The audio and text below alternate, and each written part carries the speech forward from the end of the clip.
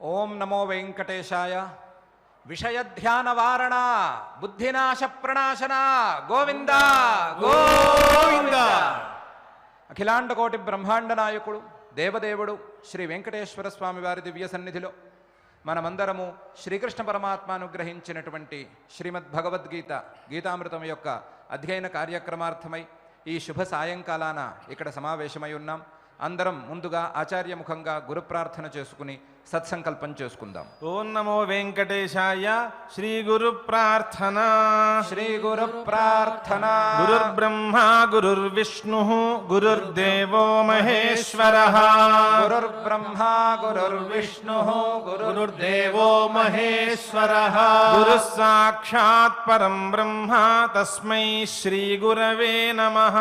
గురుః సాక్షాత్ పరం బ్రహ్మ తస్మై శ్రీ గురవే నమః. శ్రీనివాస ప్రార్థన.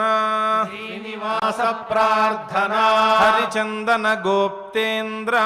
హరిచందన గోప్తేంద్ర. స్వామినే సతతం నమః. స్వామినే సతతం నమః. శంకరాజన్య నేత్రాబ్జ. శంకరాజన్య నేత్రాబ్జ. విషయాయ నమో నమః. విషయాయ నమో నమః. అథ సంకల్పః. సంకల్పః. శ్రీమత్ ఆదివరాహ క్షేత్రే. ఆదివరాహ క్షేత్రే. విరాజమానస్య అఖిలాండకోటి బ్రహ్మాండ నాయకస్య శ్రీ పద్మావతి జానేః భగవతః శ్రీ వెంకటేశ్వర స్వామినః దివ్య సన్నిధౌ భగవతః శ్రీకృష్ణ పరమాత్మనః అనుగ్రహేణ అస్మాకం సర్వేషాం శారీరస్య మానసస్య చ బలస్య సిద్ధ్యర్థం సమస్తానాం అసాధ్య వ్యాధీనాం నివారణార్థం సర్వయజ్ఞ ఫలప్రాప్త్యర్థం సర్వాసాం సంపదాం ప్రాప్త్యర్థం విద్యార్థినాం బుద్ధిశక్తి వృద్ధిద్వారా పరీక్షాసు ఉత్తీర్ణత సిద్ధ్యర్థం అధికారిణాం స్వస్వవిధి నిర్వహణ కౌశల సిద్ధ్యర్థం సమస్త పాపక్షయార్థం శ్రీ పరమేశ్వర ప్రీత్యర్థం యథాశక్తి శ్రీమత్ భగవద్గీతాయాః ద్వితీయాధ్యాయాంతర్గత శ్లోకపారాయణం కరిష్యామహే. శ్రీగీతా ప్రార్థనా. సర్వోపనిషదో గావో దోగ్ధా గోపాలనందనః.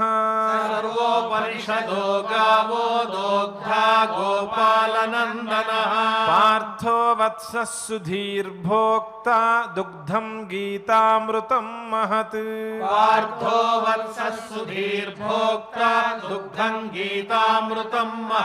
శ్రీకృష్ణ ప్రార్థనా.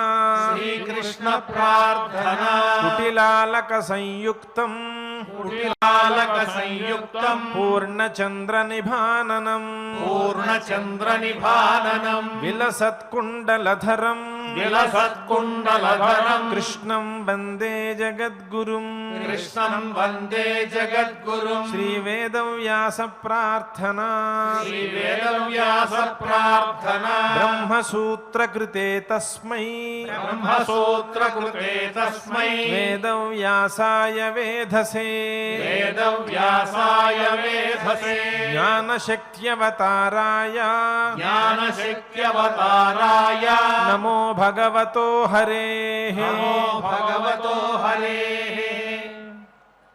శ్రీ గురుభ్యో నమః. అమాయకరావు ఒక సాధారణ మనిషి. అతన్ని అరెస్ట్ చేసి జైల్లో పెట్టారు. అతని మీద ఉండేటువంటి అభియోగం విధి నిర్వహణలో ఉన్నటువంటి ప్రభుత్వ అధికారి మీద చెయ్యెత్తాడు. సెక్షన్ 152 కింద అతని మీద కేసు పెట్టారు. కేసు పెట్టి అతన్ని లోపల ఉంచారు. సహాయంగా లాయర్ని తెచ్చుకోమన్నారు. లాయర్ జగదీష్ గారు వచ్చారు. వచ్చి ఏం జరిగింది అని అమాయకరావుని విచారించటం ప్రారంభించారు. ఏం జరిగింది అంటే ఒక చిన్న తగాదా వచ్చింది. అమాయకరావు ఒక వృద్ధ దంపతుల దగ్గర ఒక సైట్ కొందామని వెళ్ళాడు. ఆ వృద్ధ దంపతులకు ఆ సైట్ అమ్మటం ఇష్టం లేదు. ఇష్టం లేక 4-5 సార్లు వచ్చి అడుగుతున్నాడు, బలవంత పెడుతున్నాడు అని గవర్నమెంట్లో కంప్లైంట్ పెట్టారు. ఆ ప్రభుత్వ అధికారి వచ్చి ఎందుకు ఇలా వేధిస్తున్నావు వీళ్ళని అని అడగటానికి ప్రయత్నం చేశాడు. ఆ ప్రయత్నంలో మాటా పెరిగి ఇతను ఆ ప్రభుత్వ అధికారి మీద చెయ్యెత్తాడు. అతని యొక్క విధి నిర్వహణను అడ్డుకున్నాడు. ఇది జరిగిన విషయం. ఉన్నది ఉన్నట్టుగానే అమాయకరావు చెప్పాడు. లాయర్ గారు అడిగారు, ఎందుకురా, కనీసం ఈ జ్ఞానమైనా నీకు లేదా? విధి నిర్వహణలో ఉండేటువంటి ప్రభుత్వ అధికారిని అడ్డుకోకూడదు అనే కనీస జ్ఞానం నీకు లేదా? నీకు లేకపోతే పోయింది, నీ చుట్టుపక్కల జనం చేరి ఉంటారు కదా, తగాదాలు గొడవలు వస్తే ఎవరో ఒకళ్ళు చుట్టుపక్కల వాళ్ళు చేరుతారు కదా, వాళ్ళలో ఎవరూ నీకు ఈ విషయం చెప్పలేదా? వాళ్ళలో ఎవరూ నిన్ను అడ్డుకోలేదా అని అడిగాడు. అడిగితే ఏమోనండి 10 మంది చేరారు, ఏమేమో చెప్తున్నారు, నన్ను ఏదో చేతులు అడ్డం పెడుతున్నారు, సైగలు చేస్తున్నారు, నాకేం అర్థం కాలేదండి. నాకున్న ఆవేశానికి వాళ్ళు చెప్పేది వినిపించుకోలేదు, అదేవిధంగా వాళ్ళు చేయి అడ్డం పెట్టినా సరే నేను ఆగలేదండి అన్నాడు.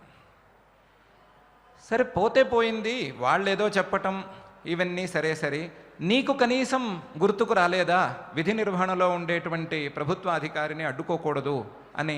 చిన్నపిల్లలకు కూడా తెలుసు కదా, నీకు అది గుర్తు రాలేదా అని అడిగాడు లాయర్ గారు. ఏమోనండి గుర్తు రాలేదండి.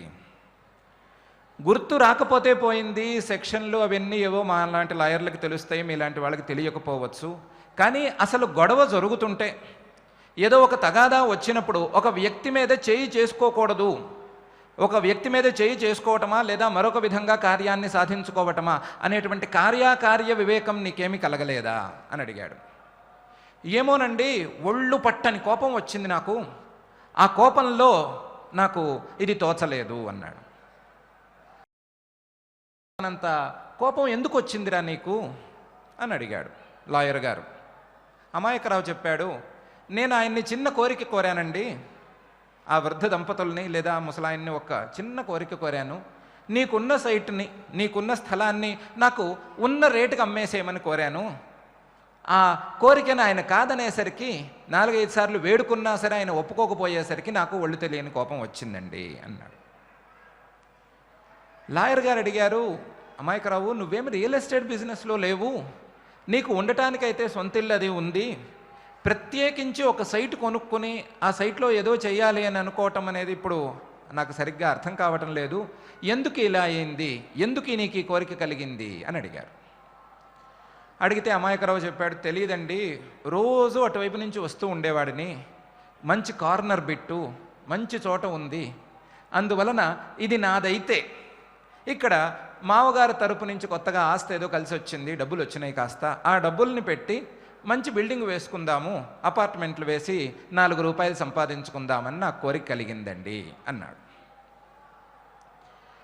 మనం ఆలోచించుకోవాల్సింది అమాయకరావుకి ఏ శిక్ష వేశారు, లేదా అమాయకరావుని కోర్టులో ఏ విధమైన ప్రశ్నలు వేశారు, ఇవన్నీ కావు. అమాయకరావు ఎక్కడ ఇరుక్కున్నాడు అని. ఎక్కడ ఇరుక్కున్నాడు అంటే ఒక వస్తువుని నిరంతరం చూస్తూ ఉన్నాడు, నిరంతరం ఆ వస్తువుని గురించి ఆలోచిస్తున్నాడు, నిరంతరం ఆ వస్తువు నాకు కావాలి అని కోరుకున్నాడు. కోరుకోవటం అనేది ప్రారంభిస్తే వెళ్ళి కూర్చున్నది ఒక జైల్లో, వెళ్ళి కూర్చున్నది క్రిమినల్ కేసులో బుక్ అయి కూర్చున్నాడు. అంటే ఒక విషయం గురించిన ఆలోచన, ఒక విషయాన్ని మళ్ళీ మళ్ళీ ధ్యానిస్తూ ఉండటం అనేది కొన్నిసార్లు ఇంతటి ప్రమాదం వైపుకు తీసుకురావచ్చు అనే దానికంటే పరమాత్మ స్పష్టంగా తీసుకువస్తుంది అని మనకు ఉపదేశం చేస్తున్నాడు. ఏమని చేస్తున్నాడు? ధ్యాయతో విషయాన్ పుంసః సంగస్తేషు ఉపజాయతే, సంగాత్ సంజాయతే కామః, కామాత్ క్రోధోభిజాయతే, క్రోధాద్భవతి సమ్మోహః, సమ్మోహాత్ స్మృతి విభ్రమః, స్మృతిభ్రంశాత్ బుద్ధినాశః, బుద్ధినాశాత్ ప్రణశ్యతి అని. ఏదైనా ఒక వస్తువుని మళ్ళీ మళ్ళీ ఆలోచిస్తున్నప్పుడు, ఒక వస్తువుని చూసి అంతటితో వదిలేయకుండా దాన్ని మళ్ళీ మళ్ళీ చూసుకుంటూ దాంట్లో ఉండేటువంటి గుణగణాల గురించి ఆలోచిస్తూ కూర్చున్నప్పుడు ఆ వస్తువుతో ఒక రకమైన సంబంధం ఏర్పడుతుంది, ఒక ఆసక్తి ఏర్పడుతుంది ఆ వస్తువు మీద. ధ్యాయతో విషయాన్ పుంసః సంగః తేషు ఉపజాయతే. సంబంధం, ఒక ఆసక్తి, ఈ రెండు ఏర్పడతాయి. ఎప్పుడైతే విషయ ధ్యానం, ధ్యానం వలన సంబంధం, సంబంధం వలన ఆసక్తి, ఈ మూడు వచ్చినాయో అప్పుడు ఆ వస్తువు మీద మనకు కోరిక ఏర్పడుతుంది. సంగాత్ సంజాయతే కామః. కోరిక ఒకప్పుడు తీరవచ్చు, ఒకప్పుడు తీరకపోవచ్చు. తీరితే ఏమవుతుంది అనేది వేరే విషయం, తీరకపోతే ఒళ్ళు పట్టనంత కోపం వస్తుంది. కామాత్ క్రోధోభిజాయతే. కోరిక గనక తీరకపోతే కోపం, తీవ్రమైనటువంటి కోపం వస్తుంది. ఆ కోపం వచ్చినప్పుడు క్రోధాత్ భవతి సమ్మోహః. ఆ కోపం వచ్చినప్పుడు ఏం చెయ్యాలి, ఏం చేయకూడదు, ఏ రకంగా చేస్తే మంచిది, ఏ రకంగా చేస్తే మంచిది కాదు, ఏది కార్యం, ఏది అకార్యం అనేటువంటి వివేకం నశించిపోతుంది, పూర్తిగా నశించిపోతుంది. వివేకం అనేదే పనిచేయదు. క్రోధాత్ భవతి సమ్మోహః. సమ్మోహాత్ స్మృతి విభ్రమః. ఈ సమ్మోహం చాలా ఎక్కువైపోయినప్పుడు, ఈ సమ్మోహం చాలా తీవ్రంగా ఉన్నప్పుడు, కోపము, ఆ కోరిక ఇవన్నీ కలగలిపి మనిషిని తీవ్రంగా బాధ పెడుతున్నప్పుడు ఏమవుతుంది అంటే స్మృతిభ్రంశః. సమ్మోహాత్ స్మృతి విభ్రమః. స్మృతి అంటే మనం చదువుకున్నది, మనం విన్నది, మనం అనుభవించినది, మనం ఆలోచించుకున్నది ఏమైనా ఏకాస్తైనా మూలన మిగిలి ఉంటే అది గుర్తుకు వచ్చే అవకాశం కూడా లేకుండా పోతుంది. స్మృతిభ్రంశ పూర్తిగా తుడిచిపెట్టుకుపోతాయి. వివేకం అంటే అప్పటికప్పుడు మనం ఇన్స్టంట్గా తీసుకునేటువంటి నిర్ణయం కావచ్చు. స్మృతి అంటే చిన్నప్పటి నుంచి మనకు తల్లిదండ్రులు, గురువులు, విద్యార్జన చేసే సమయంలో సహపాఠులు వీళ్ళందరూ చేసేటువంటి మంచి విషయాల బోధనలు ఇవేమీ గుర్తుకొచ్చే అవకాశమే ఉండదు. పేపర్లలో చదివిన విషయాలు కావచ్చు, మనం పుస్తకాలలో చదివిన విషయాలు కావచ్చు, ఏవీ గుర్తుకు రావు. గుర్తుకొచ్చే అవకాశం కూడా పూర్తిగా తుడిచిపెట్టుకుపోతుంది. సమ్మోహాత్ స్మృతి విభ్రమః. ఆ స్మృతి భ్రంశం ఒకసారి గనక ఏర్పడితే వివేకం పోయింది, స్మృతి భ్రంశం మనకు గుర్తొచ్చే అవకాశం లేదు. ఇంతటితో సరిపోలేదు, స్మృతిభ్రంశాత్ బుద్ధినాశః. ఎవరైనా కాస్త చెప్పినా, ఎవరైనా ఒక మంచి మాట చెప్పినా, చెయ్యి అడ్డం పెట్టినా, ఇంకో రకంగా సూచన చేసినా, వాచ్యంగా చెప్పినా, అరిచినా, గోల పెట్టినా, గీ పెట్టినా సరే మనిషికి ఆ విషయం చెవికెక్కదు. నువ్వు ఇలా చేయకూడదు అనే మాట ఆ క్షణాన చెవికెక్కదు, మనసుకు ఎక్కనే ఎక్కదు. మనసుకు ఎక్కనే ఎక్కదు అనే దానికంటే కూడా మనసుకు ఆ విషయాన్ని అర్థం చేసుకునేటువంటి యోగ్యత పూర్తిగా పోతుంది. ఎక్కటం అంటే చెవికి మాత్రం కాదు, ఎక్కటం అంటే మనసు కాదు, మనసు యోగ్యత కలిగి ఉండాలి. పిల్లవాడు ఎలా ఉన్నా సరే మాట వింటాడు అని అంటారు. కాస్త ఇటువటుగా ఉన్నా సరే మాట వింటాడు. మాట వింటాడు అంటే అర్థం ఏంటి? మాట వినే యోగ్యత ఉంది, ఒక విషయం అర్థం చేసుకునేటువంటి యోగ్యత ఉంది. ఆ యోగ్యత వలన ఈరోజు కాకపోతే రేపైనా అతను పైకి వస్తాడు, చెప్పిన మాట వినే అవకాశం ఉంది అని అంటారు. ఈ పిల్లవాడికి ఆ అవకాశం కూడా ఉండదు. బుద్ధినాశ. ఈ బుద్ధినాశం వల్ల ఏమవుతుంది? బుద్ధినాశాత్ ప్రణశ్యతి. ఏంటి? సర్వనాశం, ఇంకా నాశం. మనిషిగా ఆ వ్యక్తి బతికి ఉండటం వలన ఏ విధమైనటువంటి విలువ, ఉపయోగం, ప్రయోజనం లేనే లేదు. మనిషి ఎప్పుడు బతికి ఉన్నట్టు, మనిషి ఎప్పుడు జీవించి ఉన్నట్టు, లేదా మనిషి మనిషిగా ఎప్పుడు ఉన్నట్టు అంటే మిగతా ప్రాణుల కంటే విలక్షణంగా ఏదైనా ఒక విషయాన్ని చెప్పినప్పుడు అర్థం చేసుకునేటువంటి యోగ్యత మిగిలి ఉన్నప్పుడే మనిషి మనిషిగా ఉన్నట్టు, మనిషి జీవించి ఉన్నట్టు, మనిషి బతికి ఉన్నట్టు. కానీ అర్థం చేసుకునే యోగ్యత కూడా పోయింది. వివేకం అనేది లేనే లేదు. చదువుకున్నదో, తెలుసుకున్నదో, ఆలోచించుకున్నదో గుర్తులేదు. ఇంకా ఈ మనిషి మనిషే కాడు, ఇతను నశించిపోయినట్లే. బుద్ధినాశాత్ ప్రణశ్యతి. సర్వనాశం వైపుకు దారితీస్తుంది ఈ బుద్ధినాశము అని పరమాత్మ స్పష్టంగా చెప్తున్నాడు. వీటన్నిటికీ మూలమేమిటి అంటే విషయధ్యానం. ఎట్లా విషయధ్యానం దీనికి మూలమైంది అంటే బుద్ధినాశం. సర్వనాశానికి మూలం బుద్ధినాశం. మనసుకు వినేటువంటి యోగ్యత లేకపోవటం, విషయాన్ని అర్థం చేసుకునేటువంటి యోగ్యత పోవటం అనేది బుద్ధినాశమైతే, దానికి హేతువు చదువుకున్నవి, ఆలోచించుకున్నవి, తెలుసుకున్నవి, అనుభవించినవి ఏవి గుర్తురాకపోవటం. అది స్మృతిభ్రంశం. ఆ స్మృతిభ్రంశానికి హేతువు ఏ రకమైనటువంటి వివేకం ఆ క్షణాన కలక్కపోవటం, కార్యాకార్య వివేకం, యుక్తాయుక్త వివేకం, విచక్షణ ఏ రకంగానూ కలగకపోవటం. దీనికి కారణం, ఈ విచక్షణ లేకపోవటానికి, వివేకం లేకపోవటానికి కారణం ఒళ్ళు పట్టని కోపం. ఆ ఒళ్ళు పట్టని కోపానికి కారణం తీరని కోరిక. ఆ తీరని కోరికకి కారణం ఆ వస్తువు మీద మనుషులు పెంచుకునేటువంటి ఆసక్తి. ఆ ఆసక్తికి కారణం ఆ వస్తువుని నిరంతరం ధ్యానం చేస్తూ ఉండటం అని పరమాత్మ స్పష్టంగా ధ్యాయతో విషయాన్ పుంసః సంగస్తేషోపజాయతే. మొదలు విషయ ధ్యానం వస్తుంది, తర్వాత ఆసక్తి వస్తుంది. సంగాత్ సంజాయతే కామః.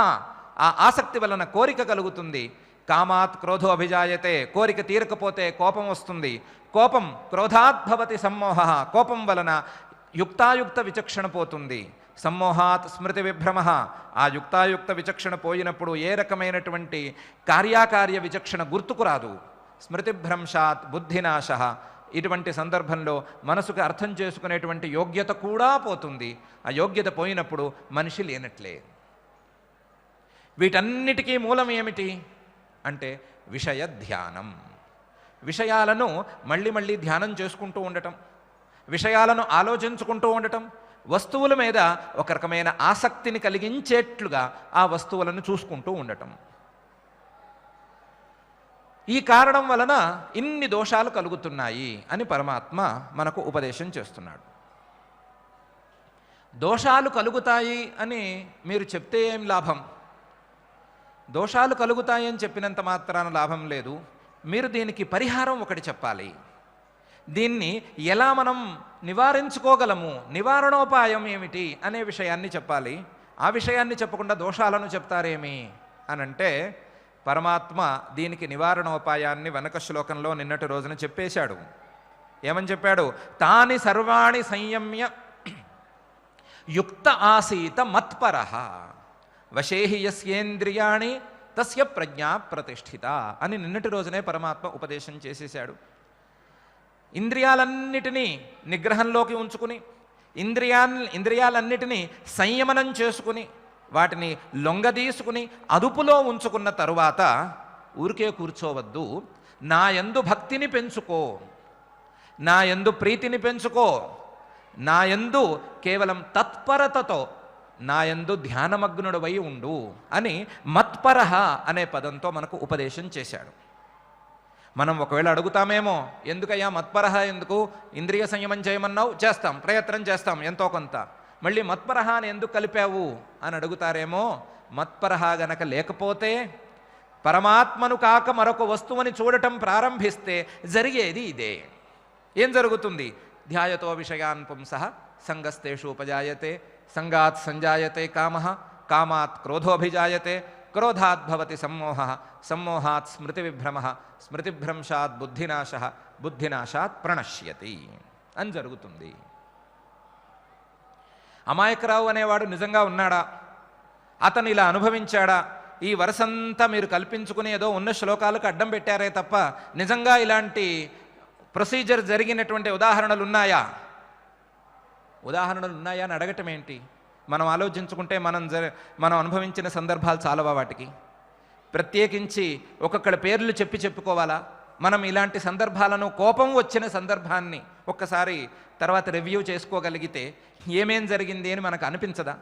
ఆ కోపానికి కారణమైనటువంటి కోరిక ఎంత చిన్నది, ఎంత చాలా హాస్యాస్పదంగా ఉన్నది అని మనకే అనిపించదా? ప్రత్యేకించి ఒక ఉదాహరణతో అవసరమేముంది?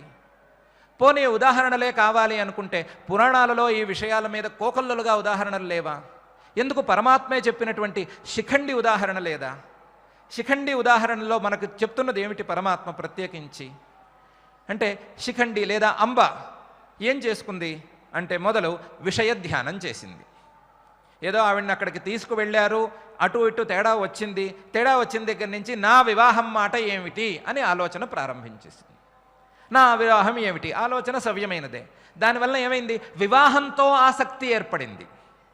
వివాహంతో ఆసక్తి ఏర్పడటం వలన వివాహం మీద కోరిక. ఏమని కోరిక? ఇటు సాల్వుడు చేసుకున్నా పర్వాలేదు, అటు భీష్ముడు చేసుకున్నా పర్వాలేదు. అదేం లెక్క?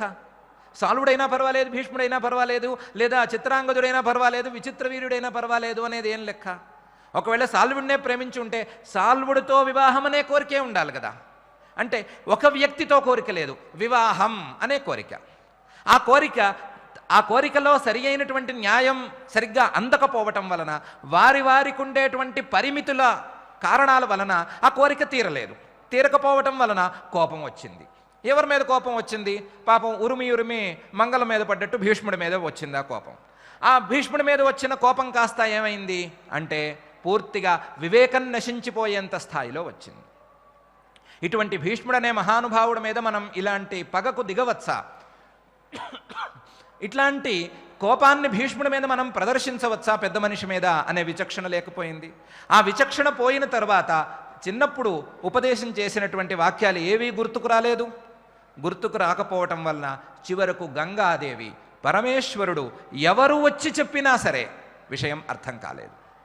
ఇటు గంగ వాచ్యంగా చెప్తుంది, అటువైపేమో పరమేశ్వరుడు సూచనాత్మకంగా చెప్పాడు. ఇద్దరూ అంబకు ఉపదేశం చేశారు. ఆ ఉపదేశాన్ని గ్రహించే పరిస్థితిలో ఈ అంబ అనే అమాయకురాలు లేకపోవటం వలన ఏమైంది అంటే, పగ తీర్చుకుందా లేదా అనేది మనం చూస్తున్న విషయం. కానీ 2 జన్మలైతే దానికి ఖర్చు పెట్టుకుంది అనేది విషయం ఉంది కదా. 2 జన్మల పాటు ఒక పగని, కేవలం ఒక వ్యక్తి మీద పగని సాధించుకోవటానికి ఖర్చు పెట్టే మాట అయితే ఇంకా మనిషి జీవనం ఎందుకు? కేవలం కక్షలు, కార్పణ్యాలు, పగలు, ప్రతీకారాలు వీటి కోసమేనా? లేదా అంతకు మించి సాధన చేయటం కోసం ఈ మనిషి జీవితం అనేది ఉందా అని అది ఆలోచిస్తే, అంబ అనే ఒక కేసు పక్కన పెడితే మనం ఆ స్థితిలో ఉంటే ఏం చేయాలి అనే ఆలోచనను పరమాత్మ స్పష్టంగా చెప్తున్నాడు. విషయధ్యానం ఎంతో కొంత మానాలి. వస్తువుల మీద ఆలోచనలను, వస్తువుల మీద ఉండేటువంటి తాపత్రయాన్ని తగ్గించుకునే ప్రయత్నం చేయాలి. దానికి పరమాత్మ మీద ఉండేటువంటి భక్తిని వాడుకోవాలి. పరమాత్మ మీద భక్తిని పెంచుకుంటూ, విషయాల పట్ల వైముఖ్యాన్ని పెంచుకునేటట్లుగా, వస్తువుల మీద ధ్యానం తగ్గించుకునేట్లుగా ప్రయత్నం చేయాలి. అటువంటి ప్రయత్నం చేసినప్పుడు ఈ సర్వనాశం అనేది ఆ వ్యక్తికి దరి చేరదు. ఆ వ్యక్తిని ఈ సర్వనాశం అనేది చేరదు. ఆ వ్యక్తి తన జీవితాన్ని తప్పకుండా సార్థకం చేసుకుంటాడు. అయితే ఎక్కడైనా మనం కోరిక దగ్గర కట్ చేసుకోవచ్చా అంటే, మనకు కలిగిన కోరికను కోపంగా మార్చుకోకుండా మనం చూసుకోగలమా? లేదా మనకు కలిగిన ఆసక్తిని కోరికగా మారకుండా చూసుకోగలమా? లేదా మనకు కలిగిన విషయ ధ్యానాన్ని ఆసక్తిగా మారకుండా చూసుకోగలమా అంటే ఆ ప్రయత్నం కూడా చేసుకోవచ్చు. మనకు విషయ ధ్యానం ఆసక్తిగా మారట్లేదు, లేదా మనకున్న ఆసక్తి కోరికగా మారటం లేదు, కోరిక మాత్రం కోపంగా మారటం లేదు అనే విషయం ప్రయత్నంతో మనం సాధించుకుంటే అదైనా పర్వాలేదు. కానీ ఒక్కసారి కోపం అనేది వచ్చిందంటే మాత్రం మిగతావి ఆగవు. కోపం వచ్చిన తరువాత మాత్రం మిగతావి ఆగే ప్రసక్తి దాదాపుగా మన అనుభవంలోనే లేదు. ఏదోటి చేస్తే కానీ ఆ కోపం తీరదు, కోపం తీరితే కానీ పై పని సాగదు. ఈ పరిస్థితి అందరికీ ఉన్నదే. కాబట్టి కోపం దాకా తెచ్చుకోకుండా మన విచక్షణను, మన మనస్సులకు ఉండేటువంటి యోగ్యతను పూర్తిగా నాశనం చేసేటువంటి ఆ కోపాన్ని దరిచేరనివ్వకుండా అసలు కోపానికి మూల కారణమైనటువంటి వస్తువుల మీద ధ్యానాన్నే తగ్గించుకుంటూ మనం సాధన చేసుకోగలం అనే విశ్వాసాన్ని కలిగి ఉందాం. ఇటువంటి విశ్వాసాన్ని కలిగి ఉండటానికి మనం పరమాత్మ మీద భక్తిని చాలా శ్రద్ధగా వాడుకుందాం. ఆ భక్తిని, అచంచలమైనటువంటి పరమాత్మ మీద భక్తిని ప్రసాదించమని మనం భక్తిగా పరమాత్మనే వేడుకుందాం. ఆ వేడుకోలతో ఈరోజు మనం పారాయణ కార్యక్రమాన్ని ప్రారంభించుకుందాం. వరాహ పురాణం, వెంకటాచల మహాత్మ్యం, సృష్టి క్రమాన్ని మనం చెప్పుకుంటూ ఉన్నాం. నిన్నటి రోజున మహాపూత్రి అంటే మహావరాహం పాతాళంలోకి ప్రవేశించింది భూమిని ఉద్ధరించడం కోసం. అన్వేషయామాస తదా రసాతలమశేషతః తత్ర యుద్ధం మహాఘోరం హిరణ్యాక్ష సమాశ్రయం. ఆ పాతాళంలోకి ప్రవేశించిన తర్వాత ఆ భూమిని ఉద్ధరించడానికి, అంటే పాతాళం లోపలికి వెళ్ళింది భూమి, కరిగిపోయి మొత్తం వర్షానికి. అప్పుడు దాన్ని భూమిని ఉద్ధరించాలి అంటే ఆ పాతాళానికి ఆశ్రయించి ఉన్నవాడు, పాతాళాన్ని ఆశ్రయించి ఉన్నవాడు హిరణ్యాక్షుడు అనేటువంటి మహా అసురుడు. అతన్ని సంహరిస్తే కానీ ఆ భూమిని ఉద్ధరించలేడు. కాబట్టి అతనితో యుద్ధం చేయడం కోసం యుద్ధాన్ని ఆరంభం చేశాడు. ఆ యుద్ధ వర్ణన చేస్తున్నారు. తతో యుద్ధం మహాఘోరం హిరణ్యాక్ష సమాశ్రయం అభూతదభూతపూర్వంచ తుములం రోమహర్షణం. అటువంటి యుద్ధం ఎలా ఉన్న గగుర్పాటు పొడిచేటటువంటిది, సంకులమైనటువంటిది, ఇతఃపూర్వము ఇటువంటి యుద్ధము జరిగినదా అనేటటువంటి సంశయాన్ని నెలకొల్పేటటువంటిది. అటువంటి మహాఘోరమైనటువంటి యుద్ధం జరిగింది. ఎంతకాలం జరిగింది? చిరకాలం, చాలా కాలం వీరిద్దరికీ యుద్ధం జరిగింది. అంటే వరాహ రూపానికి హిరణ్యాక్షుడికి, వరాహ రూపాన్ని ధరించింది మహావిష్ణువే కాబట్టి వరాహ రూపంలో ఉన్నది మహావిష్ణువే. ఆ వరాహ రూపంలో ఉన్నటువంటి మహావిష్ణువుకి హిరణ్యాక్షుడికి యుద్ధం జరిగినప్పుడు అది చాలా కాలం జరిగింది. జరిగిన యుద్ధం ఏ విధంగా జరిగింది అన్నప్పుడు బాహుభ్యాం మల్ల యుద్ధం అవర్తత, పిడిగుద్దులతోటి మల్ల యుద్ధం జరిగిందంటే పరస్పరం ఇద్దరికి. అలా జరిగిన తర్వాత తతో క్రుద్ధ మహాపూత్రి దంష్ట్రాగ్రేణ మహాసురం ద్విధాతం పాటయామాస మేరుతుల్య మహోన్నతం. ఆ తర్వాత చాలా కాలం యుద్ధం జరిగిన తర్వాత ఆయన చాలా క్రుద్ధుడై, ఆ మహావరాహస్వరూపంలో ఉన్నటువంటి మహావిష్ణువు చాలా క్రుద్ధుడై ఆయన యొక్క దంష్ట్రాగ్రముల చేత మేరుతుల్యుడైనటువంటి ఆ అసురుణ్ణి రెండు విధాలుగా చీల్చిపడేశాడు ఆయన. ద్విధాతం పాటయామాస, అలా రెండు విధములుగా భాగం చేసిన తర్వాత ఆ అక్కడ ఉన్నటువంటి జలమంతా కూడా, అంటే మహర్లోక పర్యంతము జలం ఆశ్రయించి ఉందనుకున్నాం. అలా ఆశ్రయించినటువంటి జలమంతా రక్తమయమైపోయింది. తద్రక్త సంప్లవేనైవ తజ్జలం రక్తమాబభౌ, అంటే అతన్ని ఎప్పుడైతే సంహరించాడో, సంహరించిన తర్వాత ఆ రక్తం మొత్తం జలమయమైపోయింది, జలమంతా రక్తమయమైపోయింది. అలా రక్తమైపోయిన తర్వాత తద్దృష్ట్వా మునయ సర్వే జనలోకవాసినః, పూర్వము భూలోకంలో ఉండేటటువంటి మునులందరూ ఆ సూర్యుని యొక్క ప్రభావం చేత భస్మీభూతమైపోతే భూమి, ఈ జనుల యొక్క మునులు నివసించేటటువంటి క్షేత్రం ఏది అంటే జనలోకం, మహర్లోక జనోలోక 5వ లోకం అది. అక్కడ మునులంతా అక్కడ నివసిస్తూ ఉన్నారు.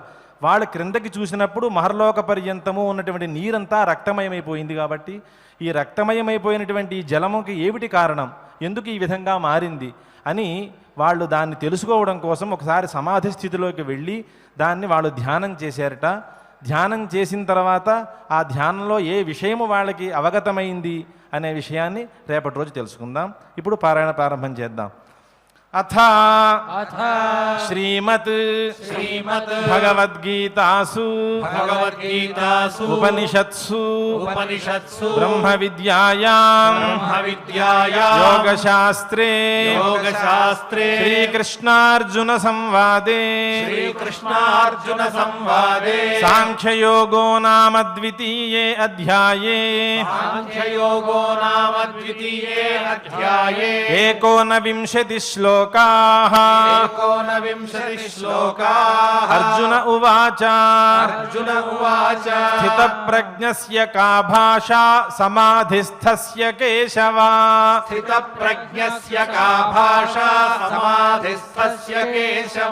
స్థితధీః కిం ప్రభాషేత కిమాసీత వ్రజేత కిం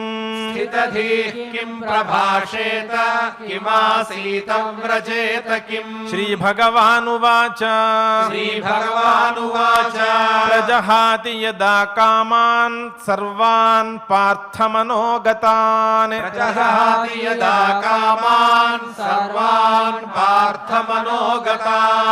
ఆత్మన్యేవాత్మనా తుష్టః స్థితప్రజ్ఞస్తదోచ్యతే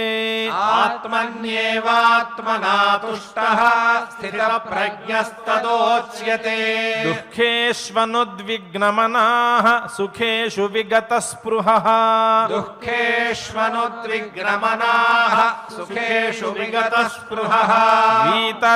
వీతరాగభయక్రోధః స్థితధీర్మునిరుచ్యతే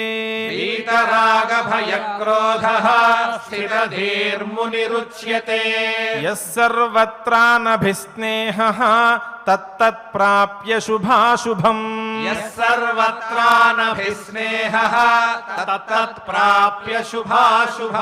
నాభినందతి నద్వేష్టి తస్య ప్రజ్ఞా ప్రతిష్ఠితా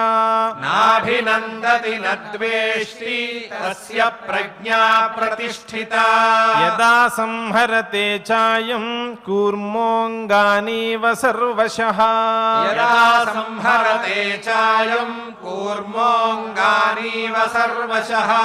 ఇంద్రియాణీంద్రియార్థేభ్యః తస్య ప్రజ్ఞా ప్రతిష్ఠితా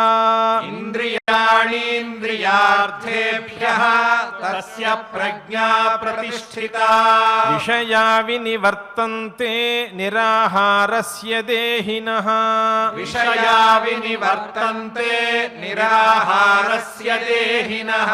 రసవర్జం రసోప్యస్య పరం దృష్ట్వా నివర్తతే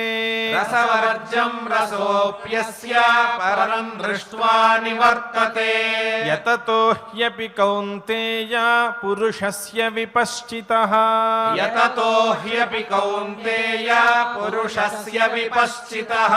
ఇంద్రియాణి ప్రమాథీని హరంతి ప్రసభం మనః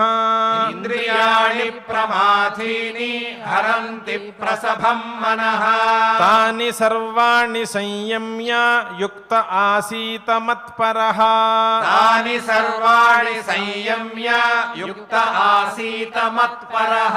వశే హి యస్యేంద్రియాణి తస్య ప్రజ్ఞా ప్రతిష్ఠితా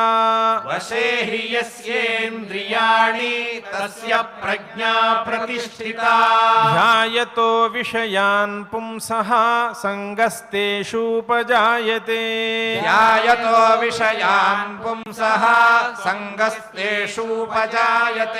సంగాత్ సంజాయతే కామః కామాత్ క్రోధోభిజాయతే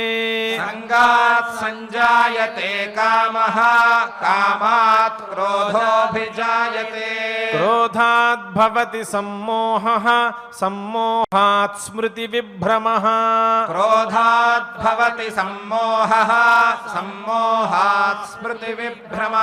స్మృతిభ్రంశాత్ బుద్ధినాశో బుద్ధినాశాత్ ప్రణశ్యతి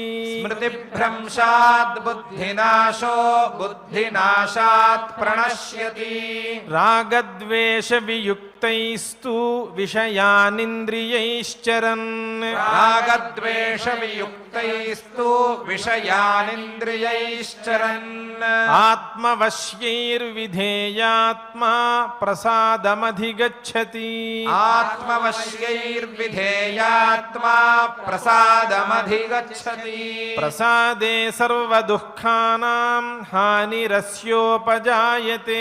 ప్రసాదే సర్వదుఃఖానాం హానిరస్యోపజాయతే ప్రసన్నచేతసో హ్యాశు బుద్ధిః పర్యవతిష్ఠతే ప్రసన్నచేతసో హ్యాశు బుద్ధిః పర్యవతిష్ఠతే నాస్తి బుద్ధిరయుక్తస్య న చాయుక్తస్య భావనా నాస్తి బుద్ధిరయుక్తస్య న చాయుక్తస్య భావనా న చాభావయతః శాంతిః అశాంతస్య కుతః సుఖం న చాభావయతః శాంతిః అశాంతస్య కుతః సుఖం ఇంద్రియాణాం హి చరతాం యన్మనోను విధీయతే ఇంద్రియాణాం హి చరతాం యన్మనోను విధీయతే తదస్య హరతి ప్రజ్ఞాం వాయుర్నావమివాంభసి తదస్య హరతి ప్రజ్ఞాం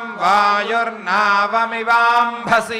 తస్మాద్యస్య మహాబాహో నిగృహీతాని సర్వశః తస్మాద్యస్య మహాబాహో నిగృహీతాని సర్వశః ఇంద్రియాణీంద్రియార్థేభ్యః తస్య ప్రజ్ఞా ప్రతిష్ఠితా ఇంద్రియాణీంద్రియార్థేభ్యః తస్య ప్రజ్ఞా ప్రతిష్ఠితా యా నిశా సర్వభూతానాం తస్యాం జాగర్తి సంయమీ యా నిశా సర్వభూతానాం తస్యాం జాగర్తి సంయమీ యస్యాం జాగ్రతి భూతాని సా నిశా పశ్యతో మునే యస్యాం జాగ్రతి భూతాని సా నిశా పశ్యతో మునేః ఆపూర్యమాణమచల ప్రతిష్టం సముద్రమాపః ప్రవిశంతి యద్వత్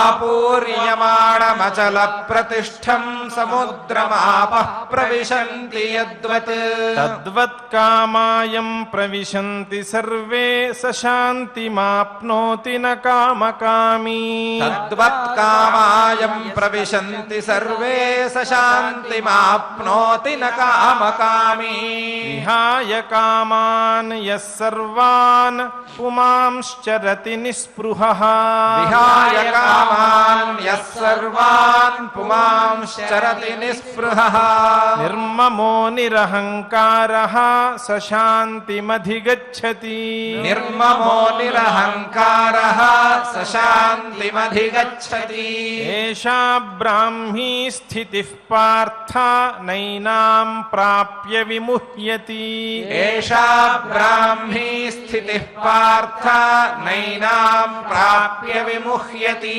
స్థిత్వా స్యామంతకాలేపి బ్రహ్మ నిర్వాణమృచ్ఛతి స్థిత్వా స్యామంతకాలేపి బ్రహ్మ నిర్వాణమృచ్ఛతి ఇతి శ్రీమత్ భగవద్గీతాసు ఉపనిషత్సు ఉపనిషత్సు బ్రహ్మ విద్యాయాం యోగశాస్త్రే శ్రీకృష్ణార్జున సంవాదే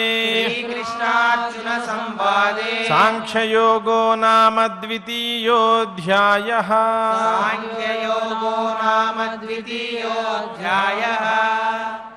ఇంతవరకు మనం ద్వితీయాధ్యాయంలో చివరి శ్లోకాలను పారాయణం చేసుకున్నాం. ఈరోజు రెండు పాదాలను కలిపి అంటే శ్లోకంలో మొదటి భాగం మొత్తాన్ని మనం పారాయణం చేసుకున్నాం. ఇదే విధంగా ఇంకో 2 రోజులు చేసుకుని ఆ తర్వాత శ్లోక పారాయణం చేసుకునేటువంటి స్థితికి మనం ఎదుగుదాం. ఇప్పుడు మనం సంకీర్తన కార్యక్రమాన్ని ప్రారంభించుకుందాం. ఈరోజు సంకీర్తన కార్యక్రమం చేయించడానికి అపరాన్నమాచార్యులుగా ప్రసిద్ధిగాంచినటువంటి శ్రీమాన్ గరిమెళ్ళ బాలకృష్ణ ప్రసాద్ గారు మరియు బృందం సభ్యులు ఇక్కడికి విచ్చేసి ఉన్నారు. వారు మనతో నామ సంకీర్తన చేయిస్తారు. ఈ నామ సంకీర్తనలో ఉండేటువంటి నామాలను డాక్టర్ ఆకెళ్ల విభీషణ శర్మ గారు కూర్చారు.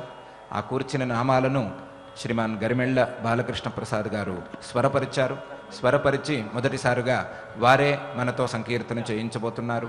వారి సంకీర్తనామృతంతో పరమాత్మ తప్పకుండా సంతృప్తి పడతాడు అనే నమ్మకం మనందరికీ ఉంది కాబట్టి, వారు ధన్యజీవి అనే విశ్వాసంతో మనమందరం కూడా ఉన్నాం కాబట్టి మనం వారితో కలిసి ఆ సంకీర్తన కార్యక్రమాన్ని చేసుకుందాం.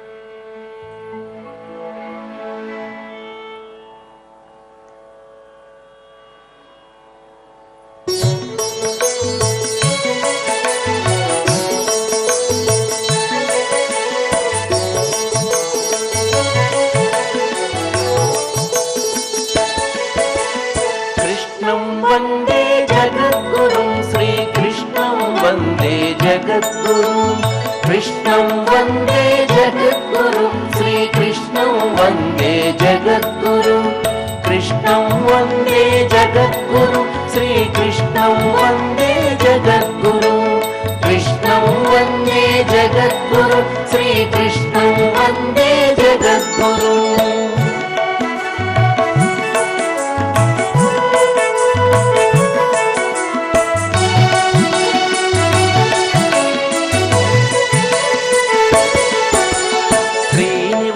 हरि कृष्णा कृष्णा श्रीकर शुभकर कृष्णा कृष्णा श्रीनिवास हरि कृष्णा कृष्णा श्रीकर शुभकर कृष्णा कृष्णा श्रितजन पालक कृष्णा कृष्णा श्री सति रमण कृष्णा कृष्णा श्रितजन पालक कृष्णा कृष्णा श्री सति रमण कृष्णा कृष्णा कृष्णं वन्दे जगद्गुरुं श्रीकृष्णं वन्दे जगद्गुरुं कृष्णं वन्दे जगद्गुरुं श्रीकृष्णं वन्दे जगद्गुरुं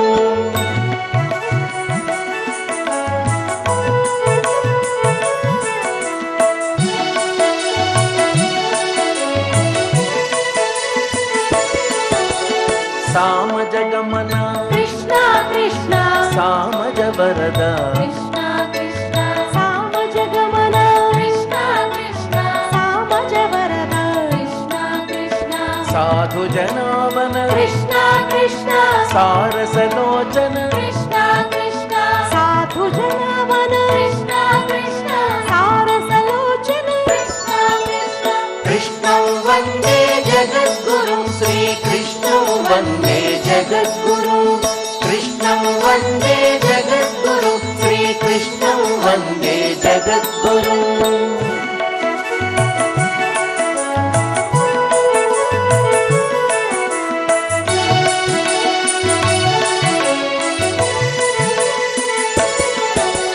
करुणालोला कृष्णा कृष्णा करिराज वरद कृष्णा कृष्णा करुणालोला कृष्णा कृष्णा हरिराज वरद कृष्णा कृष्णा कमनीयानन कृष्णा कृष्णा कंस विदार कृष्णा कृष्णा कमनीयानन कृष्णा कृष्णा कंस विदार कृष्णा कृष्णा कृष्णं वन्दे जगद्गुरुं श्रीकृष्णं वन्दे जगद्गुरुं कृष्णं वन्दे जगद्गुरुं श्रीकृष्णं वन्दे जगद्गुरुं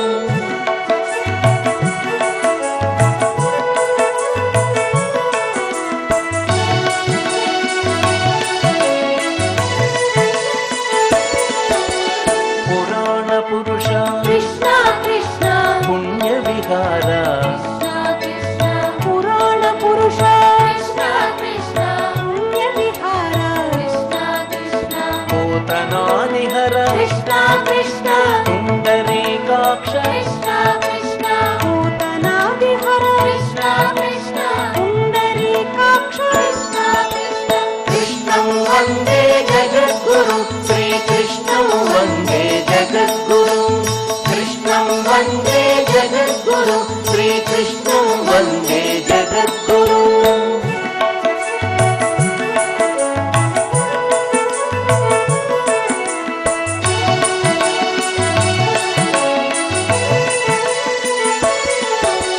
मङ्गलगात्र कृष्णा कृष्णा मदन गोपाल कृष्णा कृष्णा मंगलगात्र कृष्णा कृष्णा मदन गोपाल कृष्णा कृष्णा मंदर गिरिधर कृष्णा कृष्णा मधुसूदन श्री कृष्णा कृष्णा मंदर మధుసూదన శ్రీ కృష్ణం వందే జగద్గురుం శ్రీకృష్ణం వందే జగద్గురుం కృష్ణం వందే జగద్గురుం శ్రీకృష్ణం వందే జగద్గురుం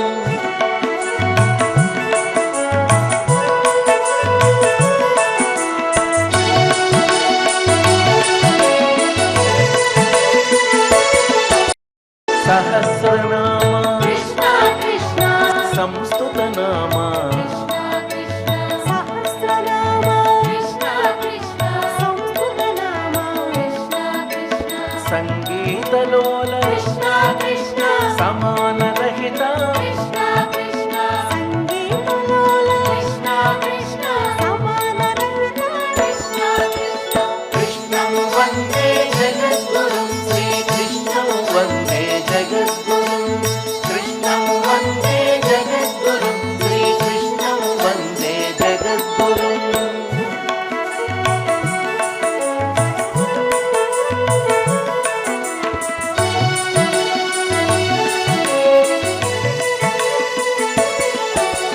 వేదరక్షక కృష్ణ కృష్ణ వేదస్వరూప కృష్ణ కృష్ణ వేద రక్షక కృష్ణ కృష్ణ వేద స్వరూప కృష్ణ కృష్ణ విజయ సారథి కృష్ణ కృష్ణ వరగుణజాల కృష్ణ కృష్ణ విజయ సారథి కృష్ణ కృష్ణ వరగుణజాల కృష్ణ కృష్ణ కృష్ణం వందే జగద్గురుం శ్రీకృష్ణం వందే జగద్గురుం కృష్ణం వందే జగద్గురుం శ్రీకృష్ణం వందే జగద్గురుం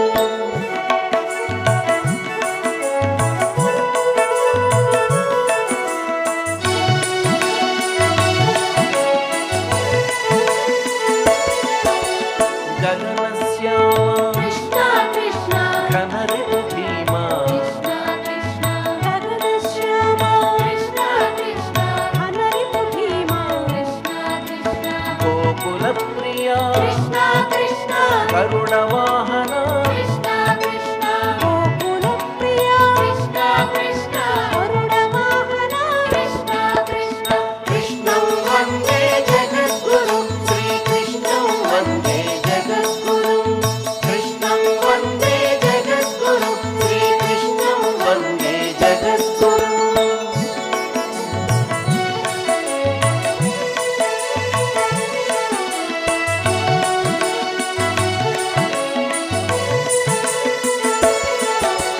మురళీ మోహన కృష్ణ కృష్ణ ముని జనపాల కృష్ణ కృష్ణ మురళీ మోహన కృష్ణ కృష్ణ ముని జనపాల కృష్ణ కృష్ణ ముచుకుంద వరద కృష్ణ కృష్ణ ముక్తిదాయక కృష్ణ కృష్ణ ముచుకుంద వరద కృష్ణ కృష్ణ ముక్తిదాయక కృష్ణ కృష్ణ కృష్ణం వందే జగద్గురుం శ్రీకృష్ణం వందే జగద్గురుం కృష్ణం వందే జగద్గురుం శ్రీకృష్ణం వందే జగద్గురుం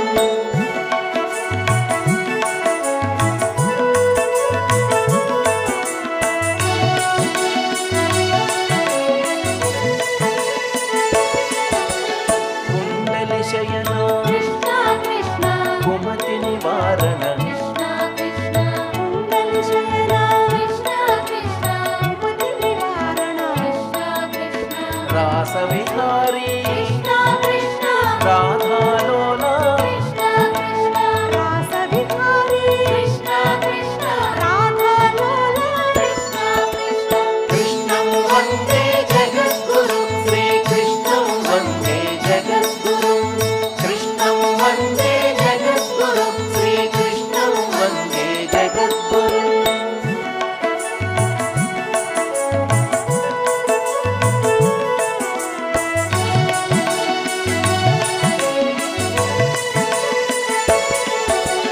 అనంత రూప కృష్ణ కృష్ణ అనంత మహిమా కృష్ణ కృష్ణ అనంత రూప కృష్ణ కృష్ణ అనంత మహిమా కృష్ణ కృష్ణ అనంత వీర్య కృష్ణ కృష్ణ అక్షరాకృతి కృష్ణ కృష్ణ అనంత వీర్య కృష్ణ కృష్ణ అక్షరాకృతి కృష్ణ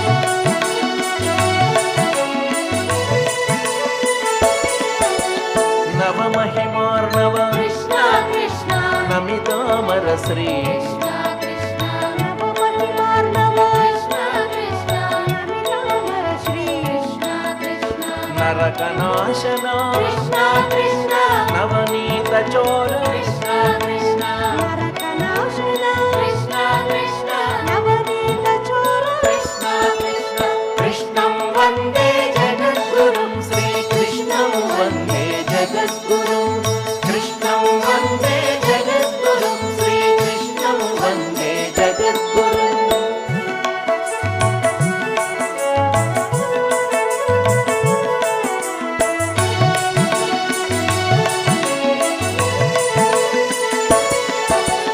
పంకజనాభ కృష్ణ కృష్ణ పరమానంద కృష్ణ కృష్ణ పంకజనాభ కృష్ణ కృష్ణ పరమానంద కృష్ణ కృష్ణ పాతకనాశన కృష్ణ కృష్ణ పాశమోచన కృష్ణ కృష్ణ పాతకనాశన కృష్ణ కృష్ణ పాశమోచన కృష్ణ కృష్ణ కృష్ణం వందే జగద్గురుం శ్రీకృష్ణం వందే జగద్గురుం కృష్ణం వందే జగద్గురుం శ్రీకృష్ణం వందే జగద్గురుం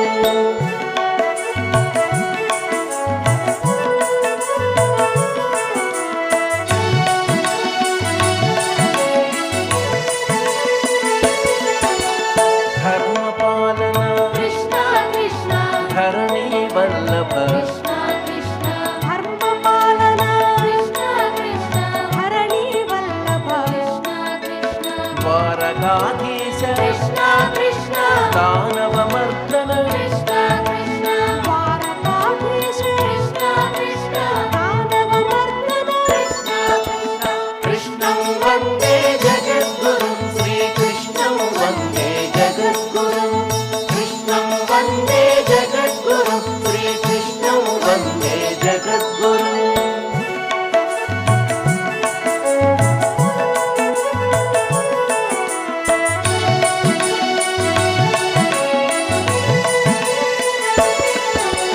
నిగమగోచర కృష్ణ కృష్ణ నిత్య నిర్మల కృష్ణ కృష్ణ నిగమగోచర కృష్ణ కృష్ణ నిర్మల కృష్ణ కృష్ణ నిఖిల లోకేశ కృష్ణ కృష్ణ నిరామయ దేవ కృష్ణ కృష్ణ లోకేశ కృష్ణ కృష్ణ నిరామయ దేవ కృష్ణ కృష్ణ కృష్ణం వందే జగద్గురుం శ్రీకృష్ణం వందే జగద్గురుం కృష్ణం వందే జగద్గురుం శ్రీకృష్ణం వందే జగద్గురుం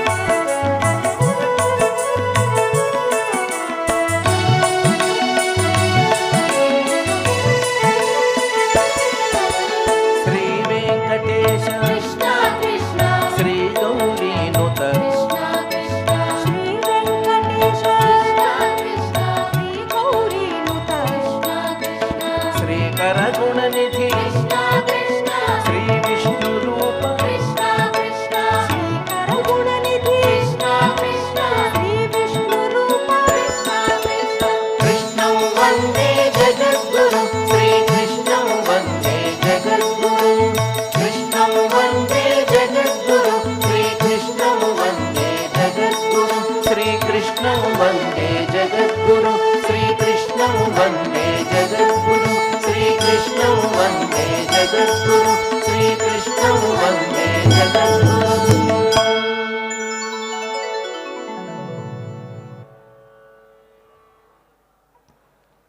చక్కగా కృష్ణుడి యొక్క అష్టోత్తర శతనామాలను మనం సంకీర్తన చేసుకున్నాం. ఇప్పుడు మంగళాంతంగా ఈ కార్యక్రమాన్ని పూర్తి చేసుకుందాం. ఆచార్యుల వారితో కలిసి మనం కూడా మంగళ శ్లోకాలను చదువుదాం.